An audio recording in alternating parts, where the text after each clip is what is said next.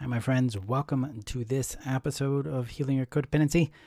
I'm Burtcher, and I'm excited to guide you today in discovering freedom from insecurity, from a anxiety about being lovable or about being worthy, in a way that will transform the way you sit with yourself and the way you understand where your insecurity and anxieties come from, so that you find more peace, more confidence in your life. So, if you're new to me, Burtcher, and I help codependents achieve alignment and transformation, meaningful results in three areas: their purpose, their prosperity, and their relationships.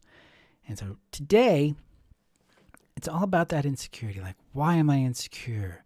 I'm insecure in relationships. I'm insecure in work or business. I'm insecure in being who I am. I'm insecure in my friendships. I'm insecure sitting in my chair right now. A lot of times for us, insecurity has been the normal. It has been the standard for us. We haven't really known an independent self concept from it. We've not known independent confidence. We've not known a peace and trust in ourselves. And at least in my experience, this has always been treated as something wrong with me. I have to work something out in myself. It was never a result of something outside of myself impacting me, at least initially. Right? It was always, Marshall needs to get fixed, get the therapy. And there was never really an examination of the environment going on around Marshall at that time to understand what maybe the environment is contributing to this experience of insecurity. And this is where we're going to go with this, because, my friends, codependency, it's not a disease, even though I see more and more people calling it that.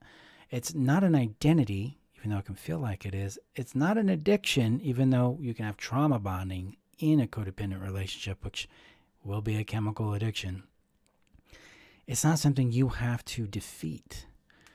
Codependency is rooted in survival. It is a reaction to toxic, unstable, unnourishing, or chaotic relationship systems. Family, friends, romantic relationships, your culture, your society, whatever it is. Anything that we have an intrinsic dependency on, like family, friends, belonging, that's unstable, that's threatening to us, and we feel that we do not have resources to navigate that, to speak up. Our sense of worth is tangled up in it. Our sense of safety or belonging depends on it. We're going to fawn. We're either going to protest and try to change it, and if that escalates, we'll fawn. Now, if we're dealing with codependency, we learned that escalating it, advocating for ourselves, speaking up didn't work. It made things worse, and it triggered the fawn response in our nervous system. Insecurity is a product of this experience. It's not an intrinsic attribute about who you are. It is absolutely your nervous system saying, I am not secure enough to express myself in this environment. My worth, my well-being is at risk at some level. If I speak up and do something, I'm going to get hurt. There's risk here. And so the body's response to insecurity is to fawn. It's to be invisible. It's to be small. It's to avoid. And that's crucial to understand that this is completely and utterly understandable for what you've been through. So your anxiety, your insecurity, your low sense of self are products of your experience. They're not causes of your experience. And in liberating ourselves from insecurity, from low self-worth, from a sense of being unlovable or undeserving or unworthy, requires us to understand that the environment we grew up in has helped curate this type of relationship with ourselves, because that's what we have to begin to retrieve ourselves from. And specifically, we want to look at exploring or retrieving ourselves, our worth, specifically retrieving our worth, our safety, and our belonging from the feedback and experience we got from our parents. because it's their influence that is the largest influence, has the biggest power over your sense of worth, over your sense of confidence and security. Whether you can register it consciously or not, your body does. It senses it. So, gotta be small. Oh, gotta please. Or they're gonna reject me if I don't. ABC. Very important reactions, because your body is telling you what you've been through and what you've had to do to survive what you went through. So your insecurity is really rooted in that deep emotional experience of being known or not known, understood or not understood, valued or not valued by your parents. So liberation from this starts with acknowledging that, wow, my insecurity has some relationship to how I was treated growing up, how I was met, how I was understood, how I was encouraged, how I was minimized or dismissed, harmed or neglected, loved or unloved in my journey. We start to look at it from that angle. Now we can begin to retrieve ourselves from that experience. And what I mean by that is we begin to unblend our sense of worth from the approval of our parents. Because I found there's 3 specific areas that tend to dominate us when we come to the relationship with our parents. It's our sense of their approval of us, our sense of their rejection of us, and then the overall experience of their treatment of us.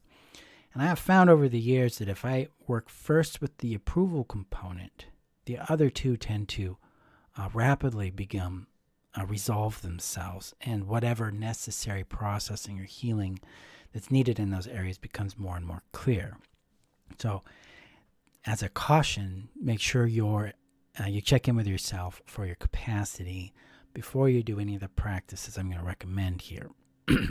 So the first focus I always, again, work with is that approval. And unblending our worth from their approval allows us to start really sensing into ourselves. It allows us to individuate or differentiate ourselves from the parent, our approval, our thoughts, our perspective from theirs. This is a necessary step that we all naturally grow through and go through in our own development. But in fawning, it's interrupted, it's aborted, because we have to maintain a certain status quo to regulate the environment, regulate the relationship in order to feel, at least have some sense of safety, some sense of belonging or worth, because we don't have resources, at least at that time, to take care of ourselves without this relationship. So now we get to individuate ourselves a bit. And so by retrieving or unblending our worth from our parent, it opens up the space to start knowing you better, loving you better, and being you better in your world. So how do we do that? It is a longer process than what you're going to get here. It's something we explore directly and practice directly in the foundation course. It's one of the 3 segments, independent self-worth.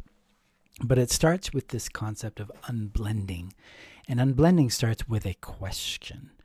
The reason I started off gently with questions is so that the nervous system can stay in its capacity and we don't overwhelm you in this process. So here's what happens. So I identify which parent I want to unblend some of my worth from. And if I want to go really specific, I will identify a particular topic I want to unblend my worth from their approval in. So who I am, what I like to do, what relationships I have, what I believe, what I don't believe, things like that. Once I determine what that is, then I ask myself this question. The question is, what shifts when I trust just a bit that my worth is independent of my parents' approval in this thing? Then I pause. I acknowledge how that impacts my body. How does my body respond to that question? And then I observe the response. What I notice, my body lets down. It starts to ease down and get warmer and more open. So probably had some freeze going on there. More energized, more curious, more it's got a lot more enthusiasm coming up for it. So apparently there was something I needed to unblend from right there. There you go. That is the first step into your autonomy from your parent. The second step is to go deeper into embodying and trusting that indomitable worth. And we do that through a 3-step process and foundation.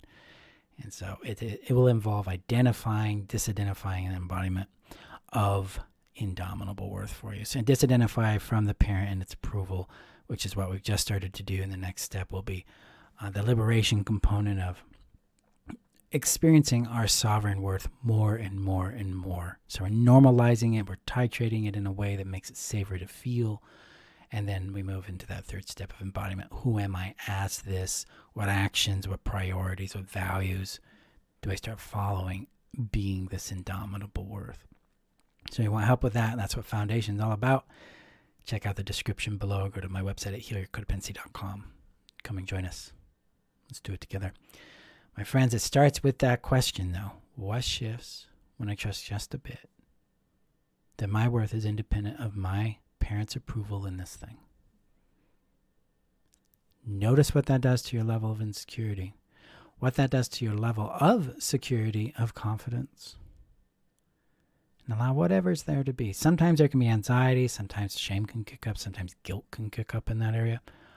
That is all telling you the story of what you think you have to do in order to maintain a relationship with that person and be safe. None of it is a signal of anything's wrong with you.